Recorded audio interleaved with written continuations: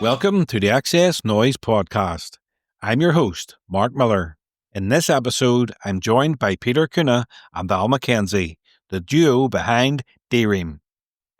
If you missed our last episode, I spoke with Gavin Rossdale from Bush about their powerful new album, I Beat Loneliness, so be sure to check it out. And don't forget to follow and subscribe wherever you get your podcasts. Ream rose to prominence in the 90s with their chart-topping anthem, Things Can Only Get Better, and went on to score a string of top 10 hits and platinum-selling albums. Now they return with new album, Do It Anyway. It's a bold, joyful, genre-blending record that channels the spirit of their early rave roots while addressing today's cultural and political landscape with fearless energy and fresh perspective. In this conversation, Peter and Al dive into the making of the new album, they reflect on the club scene that shaped their sound, and why they're still driven to make music entirely on their own terms. So let's get into it. This is Peter Cunnah and Al Mackenzie of Ream on the XS Noize Podcast.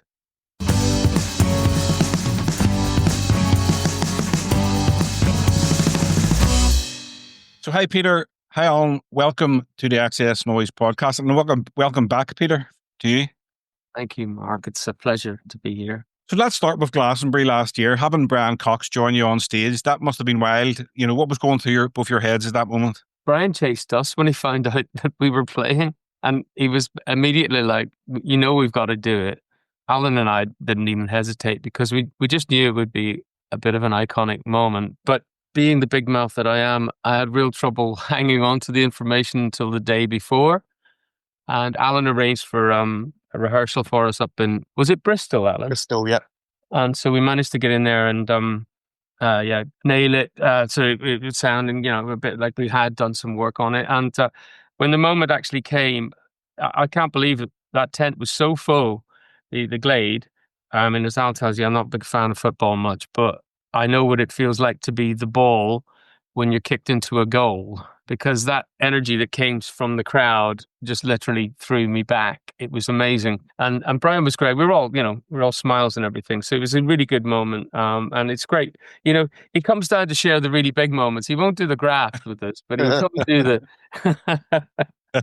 And how important was Brian back in the day for Ream? The funniest thing about Brian was when we first met him, he was actually our tour manager, but he was so bad at that. I'm going to say bad. Look, he wasn't a natural, but he looked great and he could play great piano, and we needed a piano player. So he kind of got that job getting into the band. So what was important for us back then was really, it was great. It was great dynamic in the band, and him and TJ became an item. But it was only later on when he started off tentatively, I think, with Radio 4, and then he kind of really broke through. He became the poster boy of science, really. His hero, as far as I know, is a man called Carl Sagan. I don't know if you're old enough to remember Carl Sagan, but he was really the first kind of guy. He was trying to be the bridge between science and the public. And the thing about science is it's got so complicated now, it's escaped most normal people. So I did say to him one time, I said, Brian, we have to take some credit for your stellar career. And he, well, what do you mean? I said, well, you got to do what you do, explaining really complicated things to stupid people like me on the tour coach. So from that point of view, we've had some help. We've helped you along. He went, yeah, I'll give you that, Pete. It's good. I mean, it's really, I couldn't be happier for the man. He's a great guy. He was my best man at my first wedding. And I love him dearly. I just wish I could understand him better sometimes. Well, you're about to drop your new album, Do It Anyway. It's your first album in over 10 years. It's absolutely fantastic. Why did it now feel like the right time to come back? Was there a moment that set it off, or did it build up slowly? Alan?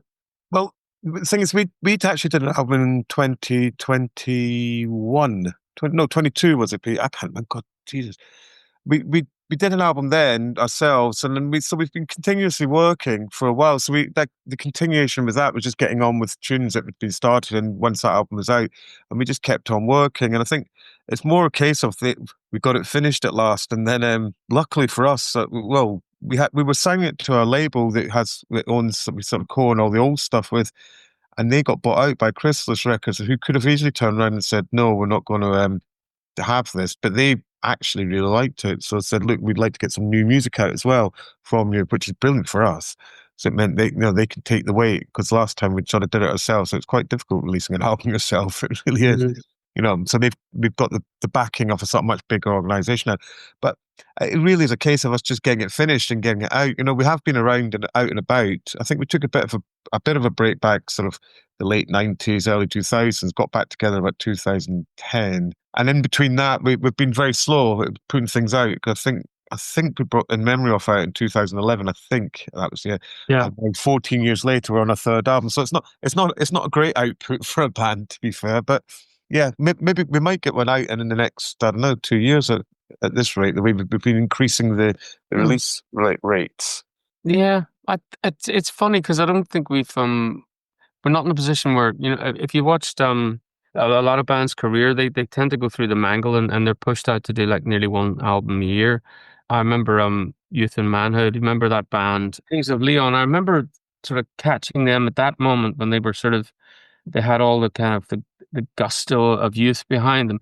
And then I remember by the time I got For the Night, and I just thought, oh, they've been pushed now to do an album every year. So they're touring, they're putting out music, and it's kind of a machine then. And I remember trying to go through all my songs thinking, what the hell am I going to do next? Because I put my best effort up front on Ream World with Alan. And I think there comes a time where you should just do it when it's right, if you know what I mean, rather than to a schedule. And I know there's something good to be said to have a schedule. It does sort of focus the mind, but at the same time, when it comes to something as creative and artistic as the way I see it, music, I think it's a shame to rush these things. There's often better songs to be had by having time to think about these things and go and collect some more of life's experience and then put that into the collection, as it were. And then you've got the camera that makes the recording of that moment in time. So that's my take on things. I think ultimately, some bands really work well under that pressure. I didn't think I did. I know Alan doesn't either, but we've got quicker at working with each other now, which is kind of a benefit of just having been working together for so long. What is the process in songwriting between you both? I like Peter to start them. Bizarrely, I did an interview recently, and they were asking a similar question about the process.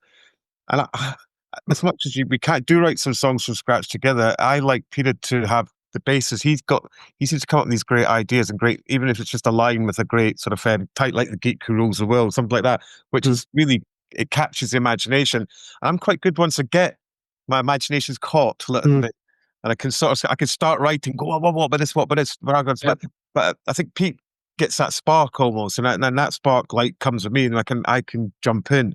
But I'm not very good at, personally, at just sort of sitting there going, occasionally it happens, but it's very occasional. I say, oh, got this idea. Yeah. And I think it works well with us, and whether that's a line or it's a piece of music or whatever, it doesn't matter. Yeah. Pete Pete's much more musician than I am. I was a DJ, and just been learning my trade over the last few years. Pete's always been a player and stuff. So it's good that he gets those ideas and we can then work on them. And that works for me. That definitely works for me better.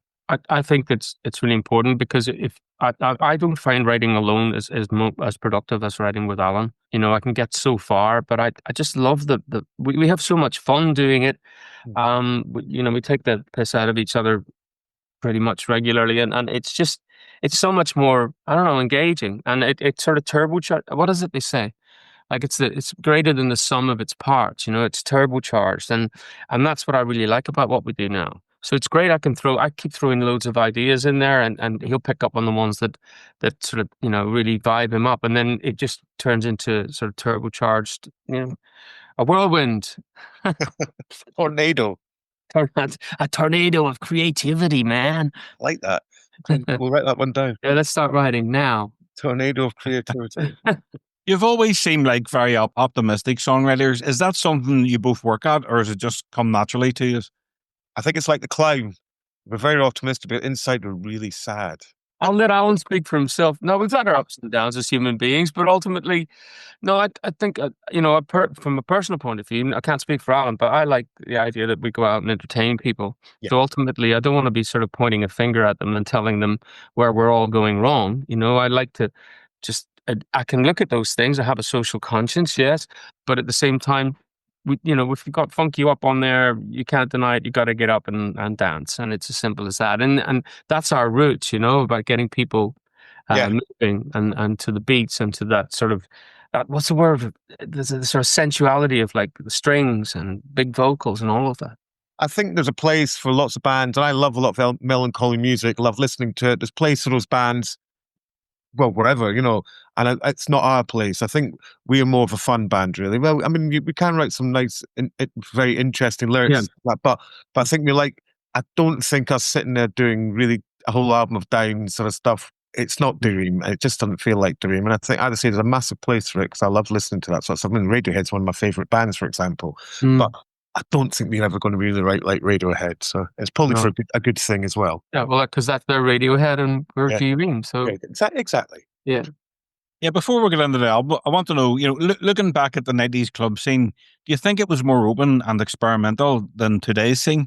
I don't think there's much of a scene at the moment, to be honest. I think the 90s was almost like, and going through the mid-90s was almost the end of it. Not complete end, but it started dying after that.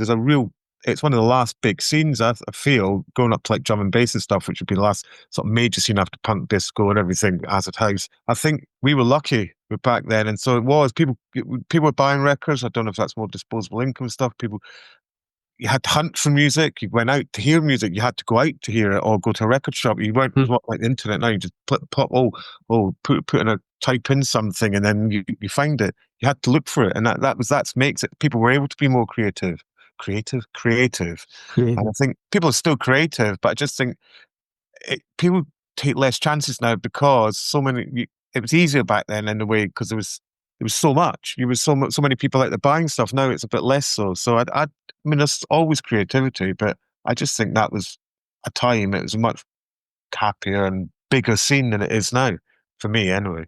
There's almost a corporatization now of music. When you listen to it, it's much of a. They play regularly. The gym I go to, they play all these big records from. Look, I'm not going to name names, but a couple of them were fighting recently over copying each other, and I think there's always going to be a bit of that. But ultimately, it's as Alan said, we had a focus at a time. We didn't know what it was and what it was that we had. We were just making it up as we went along. And at the early sort of stages of this in the UK, the sort of house music scene, we didn't know how to repeat ourselves or what we really were in the dark quite a bit.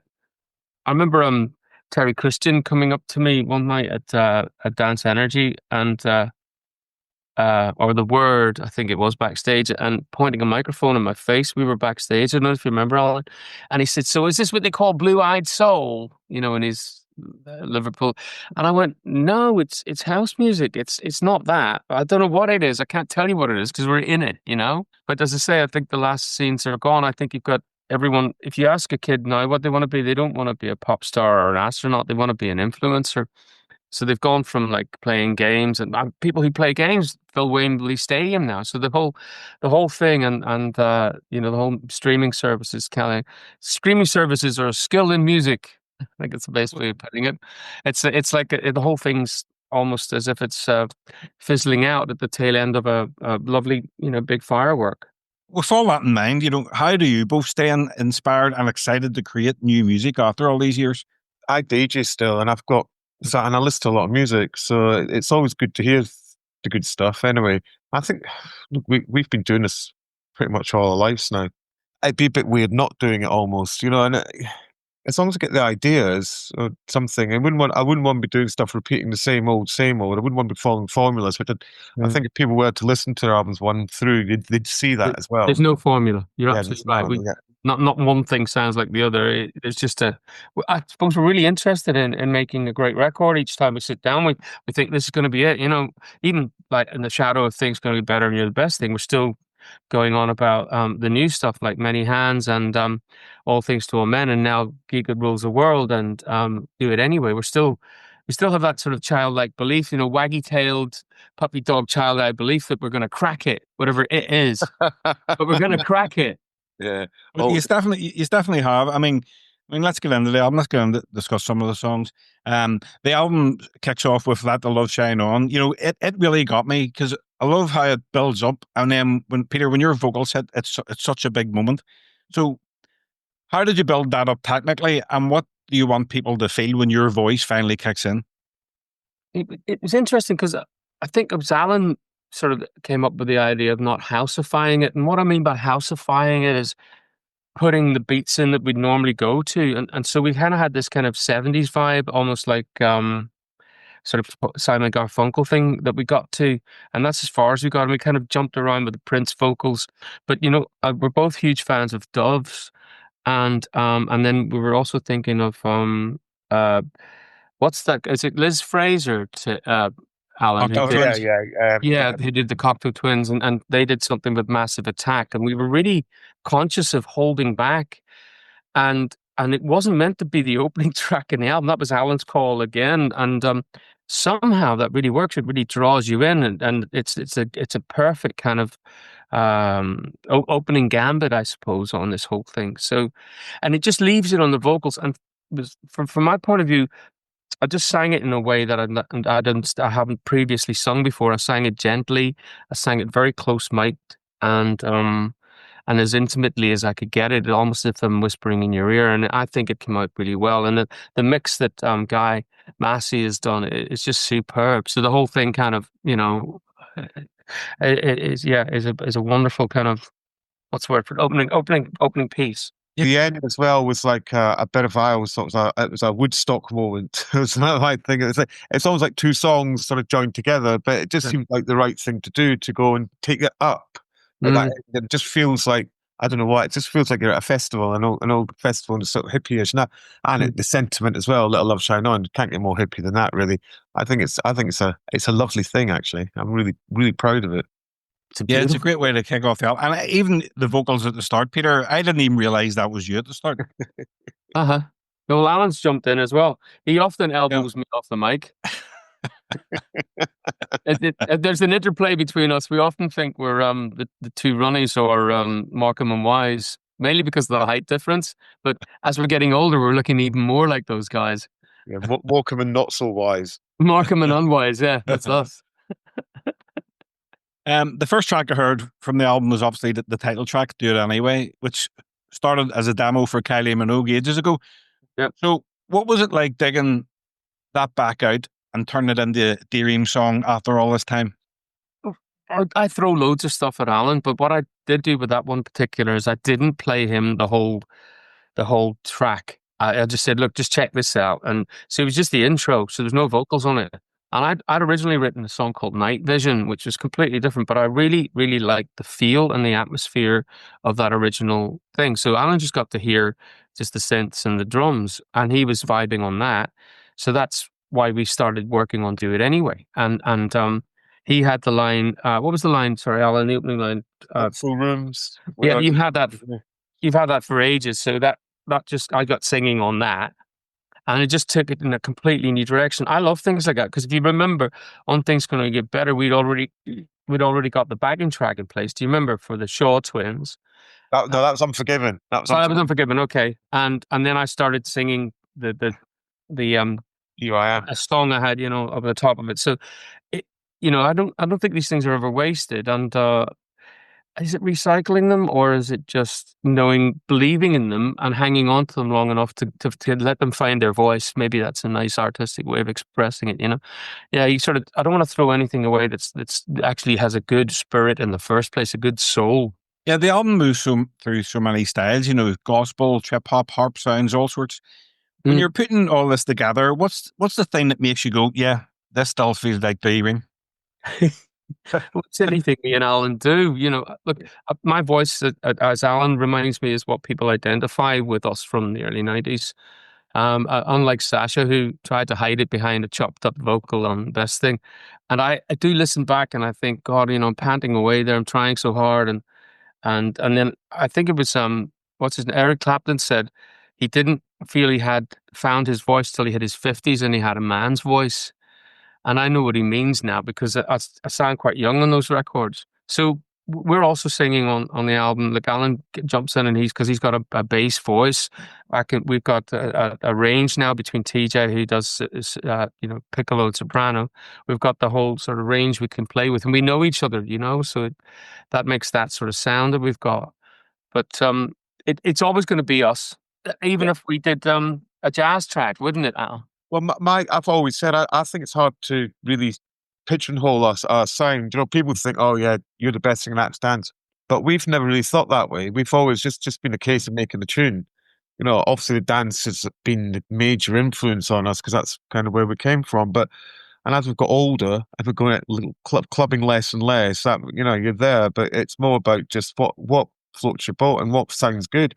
And so, and as Pete said, Pete's voice is the main thing that holds it together as a dream track. I think, people back in the day, you think, oh, strings, piano, and this, but there's only so many tracks you can do with just the strings and piano and beats. So you have to move on musically as well. And I'd think we just like making good tunes, and it'll be as Pete said, if we make a jazz album, make a jazz album. I doubt we will. I'll be honest. But if we do, it'd be quite interesting. It would be interesting. Let's do a punk album, Pete. Heavy rock album. That'd be hilarious. No, what we did actually, if you remember, In Memory Of was our heavy rock album. We had a slight go with here. There Is Only Now. There Is Only Now is very heavy, yeah. But I think it would be disingenuous of us to sit down and say, right, we're going to make a tune like Eric Prydz or, Aaron Van Helden. That's not us. We don't go to those clubs. We have the live circuit we go to. We have the occasional night out. And Alan's playing a lot of different kind of eclectic stuff on his radio shows. So we're just pulling from that. It's just what turns us on. And we're not sort of sitting there trying to be down with the kids, because we're not. I'm approaching 60, for God's sake. So why would I be doing inappropriate music? I'd be like hanging around a playground when you're not allowed to do that anymore. No, you're not allowed to do exactly. So just don't do that. There's a law that restricts me from 100 yards from any playground. It would be the musical equivalent of hanging around the playground, and we're not having that. Okay. You recorded the album in Donegal. It must have been a totally different vibe from the old club scene. Did that peaceful setting change how you approached making the record at all? Only insofar as there's less interruptions here, and there's less temptations to go out, and hang out with your mates or have a night out and get destroyed, and then you don't make it in the studio. We're really, really focused and really workmanlike. We're in from 10 a.m. We finish at 9, 10 at night. So it's like a what they call a live aboard dive shop. We're here, we're focused, and we don't waste the time. And that's the only difference it's made. But in terms of creativity, I do love getting out and getting the air and stuff. Alan tends to be on social media or in the studio constantly, so it's great for us. It's a great place to get the work done. Yeah, bringing in people like Lisa Maurice and Gemma Doherty, adds such a new vibe to the sound. Was there a moment in the studio where someone totally surprised you or flipped the song in a new direction? No, I think when we did Anthem, there's only a couple little things. When Ella B did that lovely and it just like, whoa. I mean, also we were asking some woos and yeahs, but she did some woos and yeahs that were really good woos and yeahs. Yeah, on a different level. It's just lovely. But these are professional people. When you say, "Oh, just vibe it" or something, they vibe it. And they give you, they just do the thing. But I think we were quite focused on how we'd done the tracks anyway. They were quite sort of there. It's mainly just the vocal thing. I mean, it's only Gemma with the harp, wasn't it, that came? Oh, we had Steve that did the bass on, which sounds great. But the idea was there. He on what's the track called? Tell Me to My Face. Steve Rigby plays the live bass, and he just did it in a take, didn't he? Pretty much. It's a fretless bass, which is great. We wanted a fretless bass to evoke the kind of 80s thing, and the drums were already kind of like Air, the band Air. So it had this kind of, as you say, trip hop vibe going on. So we wanted to do something more with that. But Gemma was great. Getting the harp in was I bumped into her in a pub called Sean T's here up in the wilds of Donegal back when I was drinking. And I don't know, but I managed to get her number from her mum because she was quite young, and she'd gone had done that thing with Bono. He was doing a kind of one-on-one thing, and she's fresh off that, and they were all telling me in the pub that she'd done this, and I was going, because we use a lot of harp, and I was going, that's a great idea. That'll put a dynamic on it. That's what I think I like doing. We like doing in Dream is putting a real instrument in there, or a few instruments in there that take it just beyond samples and stuff. That gives it that breadth and depth of sound. Plus, there's always the accidents that musicians will bring. So no, it was great. And 2 years later, we were making the album, and I found her number and called her up, and she came up, and she was brilliant. I've listened to the album loads of times, but each day it reveals something more to me. And I was listening to it the day before this, and something in the water just stood out to me. It's one of my favorites on the album. Tell me about how that track came together. I'll tell you one thing, that track, getting it to where it is now is taken. It was one of the longest ones on the album. It's like two. We didn't know if it was going to make it, wasn't it? Yeah, we didn't know if it was going to make it. It was a hard write, and the thing is, like I think Pollution's really bad, but it's got this kind of almost conspiratorial feel to it, especially the expression "follow the money." I thought it should have been called that, but it was Alan that said we should stick to our guns. I'd call it something they're putting in the water, and I like the idea of it. It's kind of, when you sit in the pub and you grinch away at, like, the amount of chlorine in the water or whatever it is that's turning the frogs gay, or what is it you want to say? It's just all this stuff that people come up with, and it just seemed to make sense because it's got that kind of, I don't know, epic sort of house feel about it, almost again harkening back to Unfinished Sympathy, but at the same time it's got this lovely interaction between the guitars and the vocals, and it's going to be like "Hey You Kid," but it just says "Hey You," and if you want the truth, follow the money.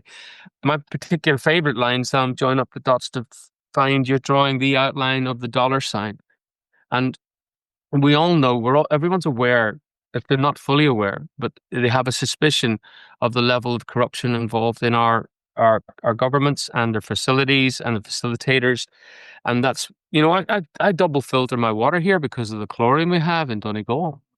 And someone said, that there's some evidence suggesting that that's contributing to mental health stuff. It's contributing to general ill health. So I'm just thinking about the beaches that we don't have here that should be blue flag, and they're not, because there's still the sewage that's still out there is from is an old school system. It hasn't been treated properly. So it was kind of like really in the forefront of my mind. And when I brought it to Alan, it struggled.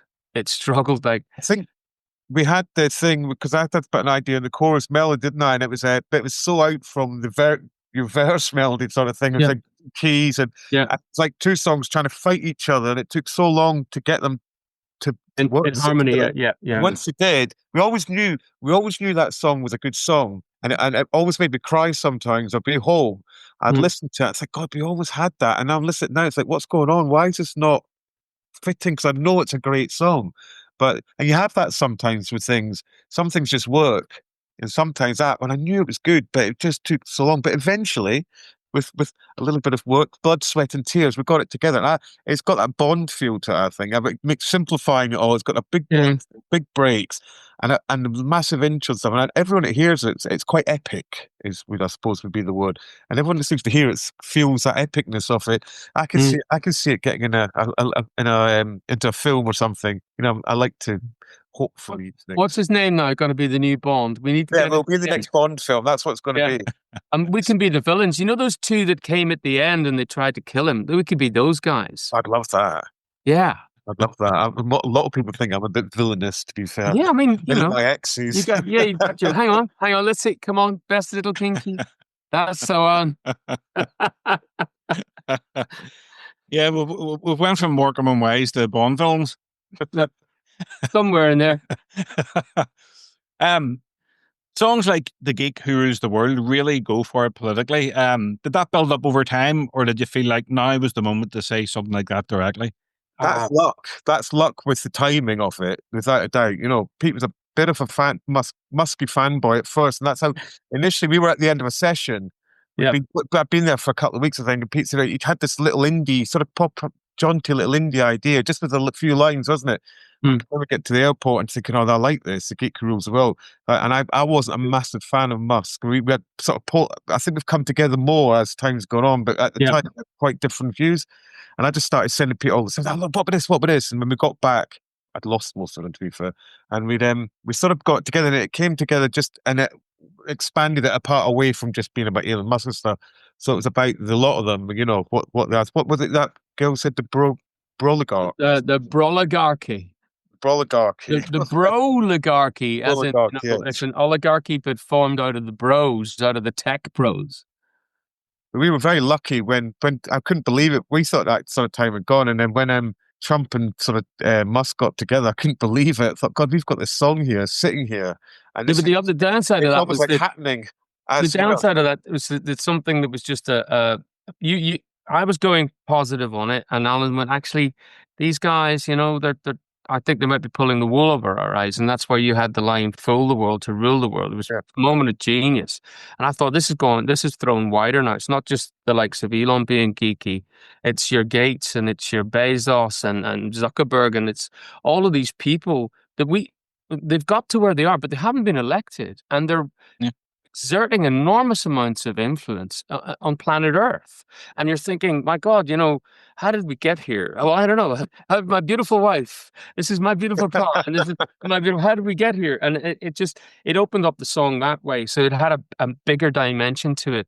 So no, I was really pleased with that because, the king of information being Zuckerberg and, rockets being Bezos and all of that. It just really locked into place. And then again, Alan took over the middle eight. He just elbowed me off the microphone. I knew it. I'm doing a duet with my partner. On the flip side, you have songs like Funk You Up, which feel cheeky and fun. Do you see that playful side as a way to balance out the heavier stuff? Absolutely. And we need light and shade on these things. But that was Alan's call completely. I was thinking a song called Jump On It. And he was like, no, it's rubbish. As he does, not bringing any smoke to blow, he just like sing it more like this. So he sang this idea about a George Michael thing. And I really loved that because it was so much more sexy. And I was going, all right, this is great. And then the chorus just popped out of us and we were like, and we were going to do about 20 tracks. And it was going to be a double album. But by the time we whacked through all of these songs and we were like plowing through them, several are still sitting there unfinished, but that was the last one. I suppose that sort of elbowed out another song we had called "Karma's Gonna Get You," and it's made it to the cut, as it were. But when we did that, we do it live all the time. We did it at Glastonbury. We'll be doing it this weekend. It goes down so well. I think it could well be a single. But it's important to remember that at the end of the day, there's nothing wrong with a little flirtatious dance, and how good you feel doing that. So that's what that's about. Yeah, I remember when I spoke to you last year about the best of. You told me it was going to be a double album.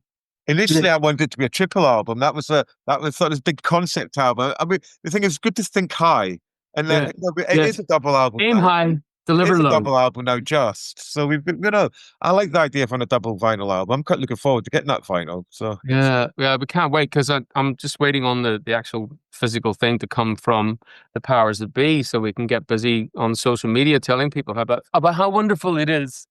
Out of all the tracks on this album, which one stands out the most to both of you personally? Are there any that feel especially close to your heart or represent where you are right now?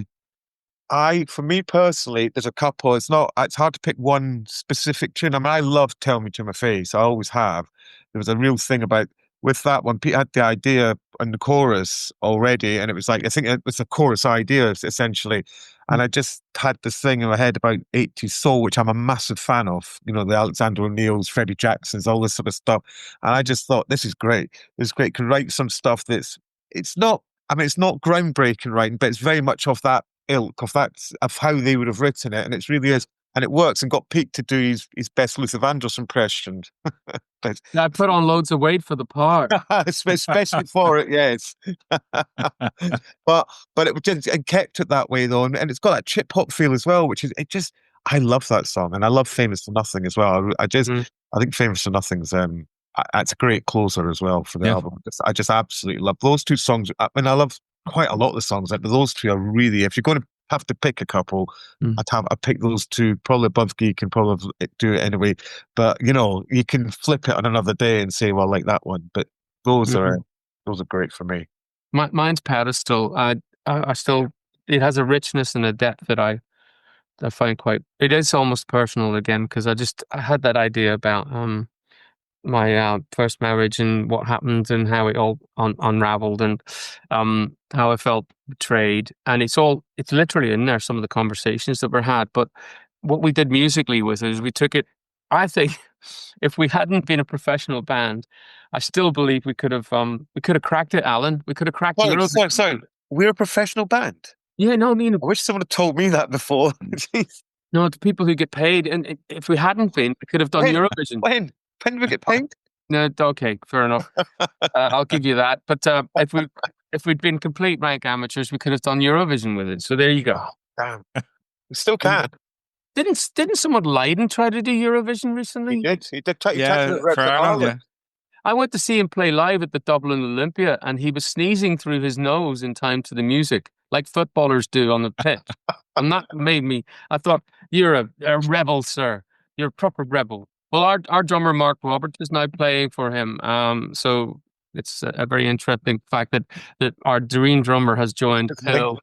Like the Pill. Brilliant. Link to Pill. Well, that's another link to another Pill. Oh. Yeah. I actually quite like Pill, I have to be honest. So. It was supposed to be a double album. Obviously, you've got loads of tracks left off. So surely then it won't be too long before we hear something else from Ream.